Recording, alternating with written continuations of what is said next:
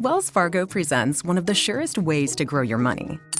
A Wells Fargo CD account, where you can earn a 5.00% annual percentage yield on an 11-month term with a minimum opening deposit of $5,000. Visit a Wells Fargo branch or wellsfargo.com/CD rates to open a CD account and start growing your savings with us.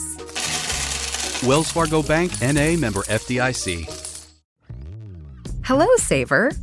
Whether you're saving for that trip to the tropics or saving for an emergency, now is the time to take advantage of Wells Fargo's savings options. Wells Fargo offers savings accounts that can help you save towards your goals. So, what are you saving for? Visit a Wells Fargo branch or wellsfargo.com/save to open a savings account today. Wells Fargo Bank, N.A., member FDIC. This is SpaceTime, Series 26, Episode 132, for broadcast on the 3rd of November 2023. Coming up on SpaceTime, the rare heavy element discovered in a stellar collision. All systems go for our next planetary defense mission. And Moscow threatening Star Wars in orbit. All that and more coming up on SpaceTime. Welcome to SpaceTime with Stuart Gary.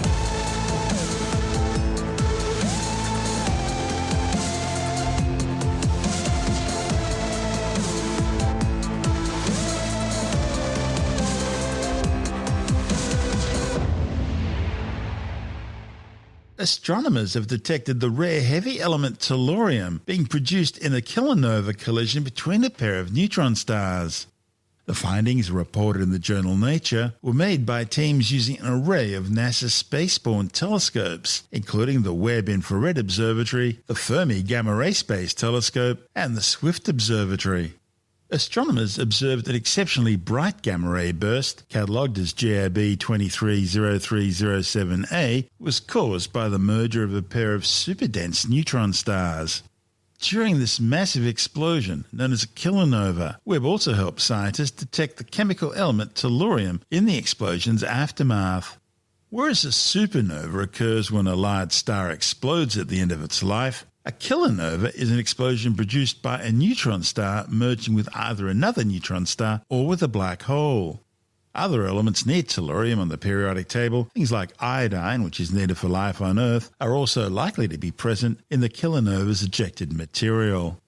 The study's lead author, Andrew Levin from Radboud University, says that just over 150 years since Dmitry Mendeleev first wrote down the periodic table of elements, scientists are now finally able to fill out most of the remaining blank spaces, understanding the origins of where these elements came from. While neutron star mergers have often been theorized as being the ideal pressure cookers to create some of these rarer elements substantially heavier than iron, astronomers had previously been encountering a few obstacles in obtaining any solid evidence. See, for a start, kilonovae are extremely rare, making it difficult to observe these events.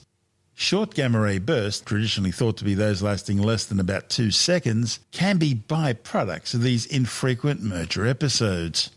That places them in contrast to long-period gamma-ray bursts, which can last for several minutes and are usually associated with the explosive deaths of massive stars. And the case of GAB 230307A is especially remarkable. First detected by Fermi back in March, it was the second brightest gamma-ray burst observed in the last 50 years, about 1,000 times brighter than a typical gamma-ray burst. And it also lasted a long time, some 200 seconds, and that should firmly place it in the category of long-duration gamma-ray bursts, despite its different origin. The collaboration of many telescopes, both on the ground and in orbit, allowed astronomers to piece together a wealth of information about this event pretty well as soon as the burst was detected.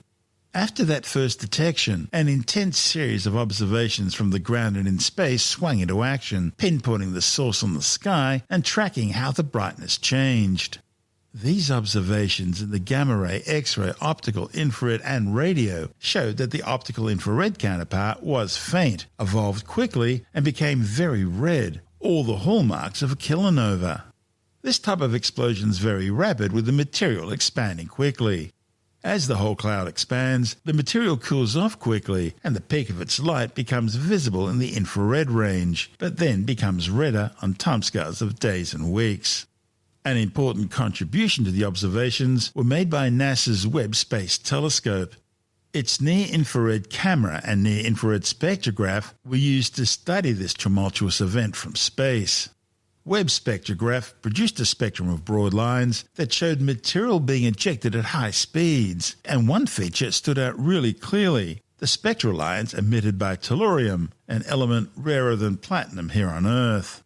The highly sensitive infrared capabilities of Webb also allowed astronomers to identify the location of the two neutron stars that created the kilonova, a spiral galaxy about 120,000 light-years away from the site of the merger. It seems that prior to their cataclysmic adventure, these were two normal massive stars that formed a binary system in their home spiral galaxy. Now, since this duo were gravitationally bound, both stars were launched together on two separate occasions. Firstly, when one among the pair exploded as a supernova, then became a neutron star, and then when the other star followed doing the same thing.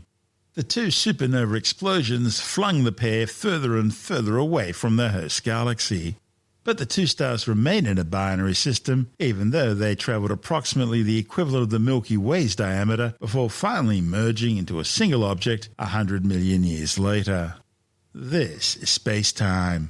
Still to come, an update on the European Space Agency's Hera planetary defence mission, and Moscow getting more and more aggressive with the Kremlin threatening Star Wars in orbit.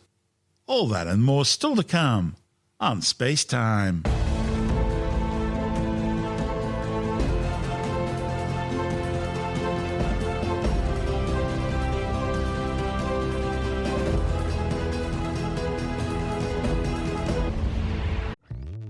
Hello, Saver. Whether you're saving for that trip to the tropics or saving for an emergency, now is the time to take advantage of Wells Fargo's savings options. Wells Fargo offers savings accounts that can help you save towards your goals. So, what are you saving for? Visit a Wells Fargo branch or wellsfargo.com/save to open a savings account today. Wells Fargo Bank, N.A., member FDIC. Wells Fargo presents one of the surest ways to grow your money. A Wells Fargo CD account, where you can earn a 5.00% annual percentage yield on an 11-month term with a minimum opening deposit of $5,000. Visit a Wells Fargo branch or wellsfargo.com/CD rates to open a CD account and start growing your savings with us. Wells Fargo Bank, N.A., member FDIC. The European Space Agency's Hera spacecraft has now arrived at ESA's S-Tech test centre in the Netherlands as it continues preparations for next October's launch on its planetary defence mission to the asteroid Didymos and its small moon Dimorphos. The mission will undertake a detailed investigation of the changes that NASA's DART impactor mission did when it collided with the 160-metre wide moonlet just over a year ago. Launched back on the 24th of November 2021, the DART spacecraft successfully slammed into Dimorphos on the 26th of September 2022, about 11 million kilometres from Earth. The collision left a massive crater in Dimorphos, and there was a 10,000-kilometre-long debris stream trailing behind the Moon. It also pushed Dimorphos closer to Didymos, shortening its orbit around its host by some 32 minutes. The Hera spacecraft, together with its two nanosatellite CubeSats, Alchemy and Juventus, will fully characterise the composition and physical properties of the binary asteroid system, including their subsurface and internal structures. The information obtained will help inform scientists on the success of the kinetic impactor method for deflecting a near-Earth object that's threatening to crash into the planet. This report from ESA TV. Somewhere in the vastness of space might well lurk an unobserved asteroid, on course for a head-on collision with our planet. Its impact could be devastating for humankind. Should we not wish to experience the fate of dinosaurs, we best be prepared. This is also the view of ESA and NASA, as both agencies invest in locating these lonesome wanderers and seek to prepare a planetary defense strategy. As ESA's Hera spacecraft arrives at the ESTEC test center in Noordwijk, the Netherlands, humankind takes another step towards a safer future for our planet and its species. The test center at ESTEC is the largest and best satellite testing facility in Europe and is equipped to simulate all aspects of spaceflight, from the force and noise of a rocket takeoff to the sustained vacuum and temperature extremes of deep space. This allows new spacecraft, such as Hera, to efficiently undergo the crucial tests needed to qualify for launch. We need to make sure that the satellite works, which means the software, all the different pieces of software together work, and it does what it's supposed to be when it's going to be alone into space. And this entails not only doing the nominal operations, but even more importantly, to be able to react in case of failures, in case things go wrong, or things go differently from what we have planned. At the facility, Hera will not only receive her metaphorical wings, proving her worthy of flight, but also its solar wings will be installed here.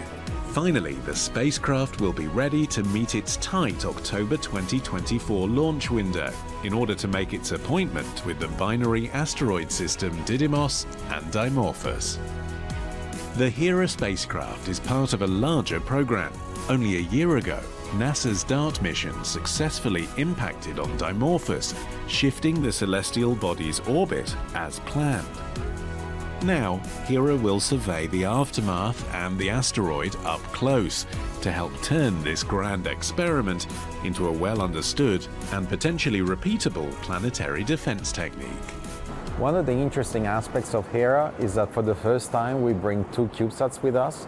These are very small spacecraft, similarly to drones, that will go very close to the surface of the asteroid and gather complementary information to Hera. They will have ground-penetrating radars, they will have multispectral imagers. All of this, and as going closer, of course, they will take more risks. So the idea there is that we fly cheaper systems closer to the danger zone and keep Hera at a safe distance. So, it is not only Hera that needs to be tested, but also the CubeSats it carries with it, and how the trio of spacecraft will work together in deep space. Out of all these tests, which are typically performed on all the spacecraft that are launched into space, one of particular interest will be the one in the anechoic chamber, when we will assess the what's so-called electromagnetic compatibility. In that framework, we will operate for the first time the CubeSat and the mother spacecraft communicating to each other via this inter-satellite link. This is one of the primes of the Hera mission in deep space. Hera is a unique spacecraft, and compared to similar missions like Rosetta, Hera is about 10 times smaller and cheaper. An enormous achievement for the team.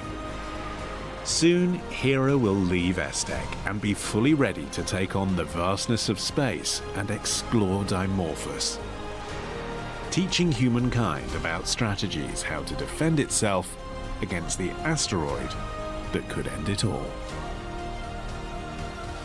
And in that report from ESA TV, we heard from Hera project manager Ian Carnelli and Hera lead systems engineer Paolo Martino. This is SpaceTime. Still to come, the Kremlin threatening Star Wars in orbit. And later in the science report, could Tai Chi help slow the progression of Parkinson's disease? All that and more still to come on SpaceTime.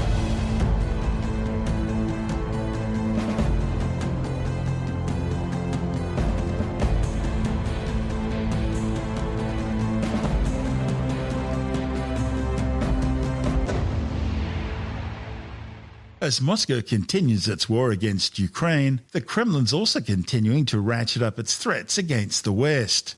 Russia's already threatened to use nuclear weapons on several occasions in response to ongoing economic sanctions by the West over its Ukraine invasion. And now they've begun saber-rattling in space by undertaking what are known as rendezvous and proximity operations by moving one of their Luch Inspector satellites aggressively close to a Western spacecraft in geostationary orbit. The maneuver was reported by the private company Slingshot Aerospace, which uses algorithms and artificial intelligence to track satellites. The company says the intercept was undertaken by Moscow's Luch 2 spacecraft, which was launched in March this year. Its predecessor Luch 1, which was launched back in 2014, also undertook several close flybys of other nations' spacecraft, often travelling to within 10 kilometres of the satellites, and for reasons which Moscow refused to explain. Now Luch 2 is following in its predecessor's footsteps, undertaking a similar manoeuvre moving within 60 kilometres of a Western satellite. But none of this is new for the Russians. Back in January 2020, we reported on the Russian Cosmos 2542 and Cosmos 2543 satellites, which manoeuvred close to an American Keyhole KH-11 spy satellite. And 6 months later, in July, the Cosmos 2543 spacecraft fired a projectile into space, demonstrating a new capability. This is SpaceTime.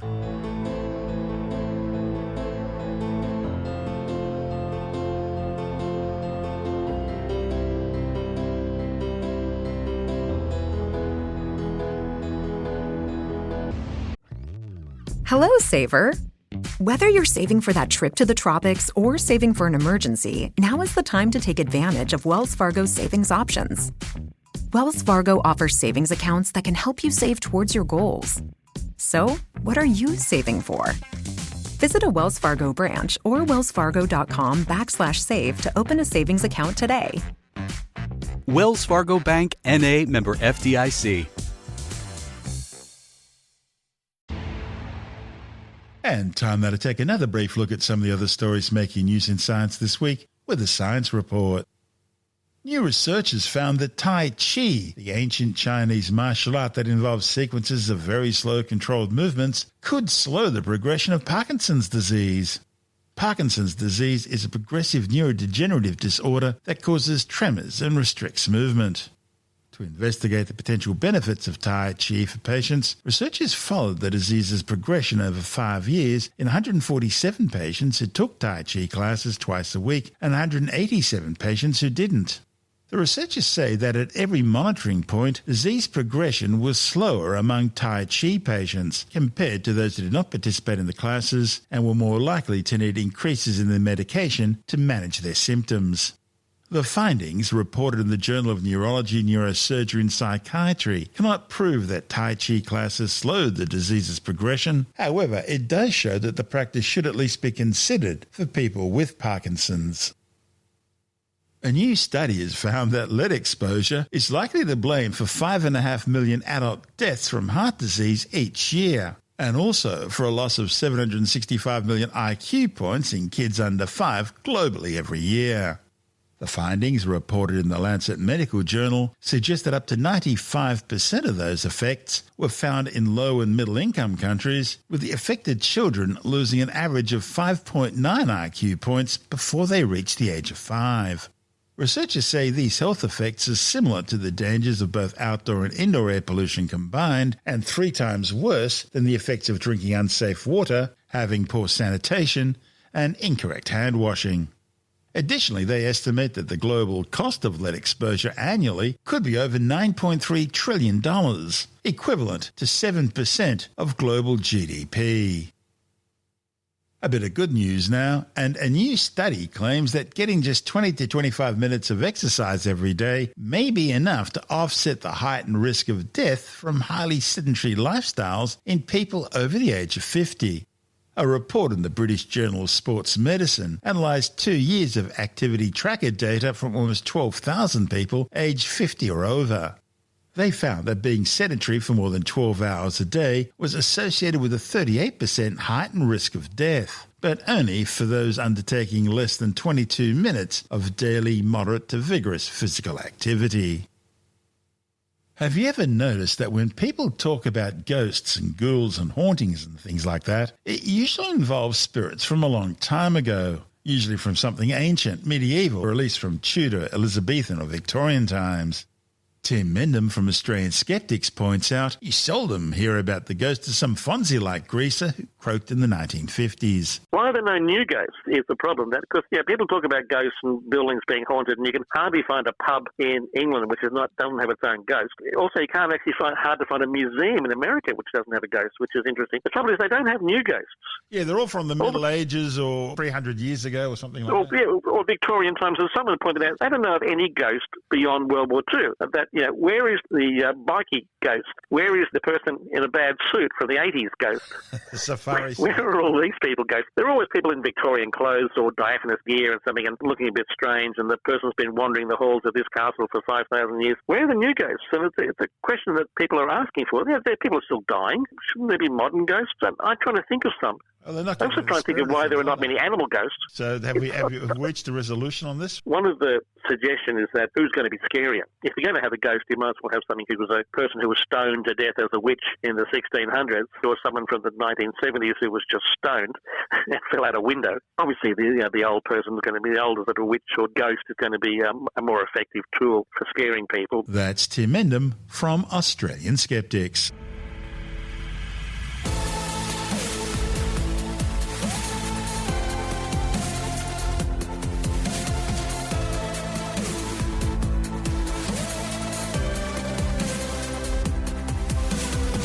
That's the show for now.